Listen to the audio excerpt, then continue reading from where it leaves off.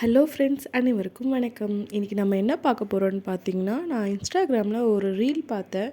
ஒரு bread recipe. அந்த ரெசிபியை பார்த்து ரொம்ப டெம்ப்ட் ஆகிட்டு அது செய்யணும்னு நினச்சேன். ஆனால் செய்ய முடியல.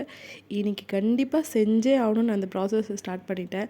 அதுக்கு முதல்ல கொஞ்சமாக பாலில் சுகர் சேர்த்து கலந்து ஒரு ஓரமாக வச்சுக்கிறாங்க.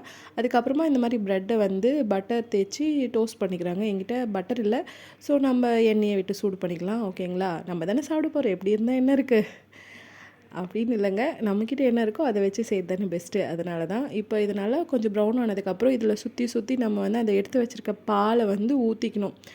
நானும் நல்லாயிருக்கு அப்படின்னு சொல்லிட்டு பார்த்துட்டே இருந்தேன்.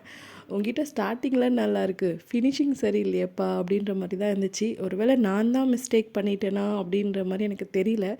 இதை ஊற்றி நல்லா சூடு பண்ணி சுற்றி நானும் நல்லா வேக வச்சேங்க. ஆனால் இது எடுக்கும்போது இதனுடைய நிலைமை எப்படி இருக்குதுன்னு நீங்களே பாருங்கள். இது ரொம்ப மோசமாக இருந்தது. என் தவா ரொம்ப மோசமாகிடுச்சு. இந்த ரீல்ஸை பார்த்துட்டு நம்ம எதனா ஒன்று பண்ணலான்னு நினச்சின்னா இது மாதிரி தான் ஏடாகூடமாக வந்தது. நீங்களும் இந்த மாதிரி எதனா ரெசிபி ட்ரை பண்ணி உங்களுக்கும் இந்த மாதிரி சொதப்பிட்டுருக்குன்னா கமெண்ட்டில் சொல்லுங்கள். மறக்காமல் நம்ம சேனலை சப்ஸ்கிரைப் பண்ணிக்கோங்க. இந்த வீடியோ பிடிச்சிருந்தா கண்டிப்பாக லைக் பண்ணுங்கள். இது பார்த்தீங்களா எப்படி இருந்ததுன்னு. நான் இந்த ப்ரெட்டை டீயில் தொட்டு சாப்பிட்டுருந்தா கூட கொஞ்சம் நிம்மதியாக இருந்திருக்கோங்க. ஆனால் இது மாதிரி பண்ணி இப்படி மோசமாக இதை கொண்டு வந்துட்டேன். ஆனாலும் பரவாயில்ல, டேஸ்ட் ஓகே தான்.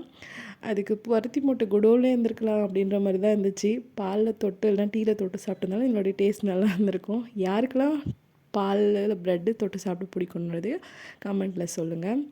அவ்வளவுதான். நன்றி, வணக்கம்.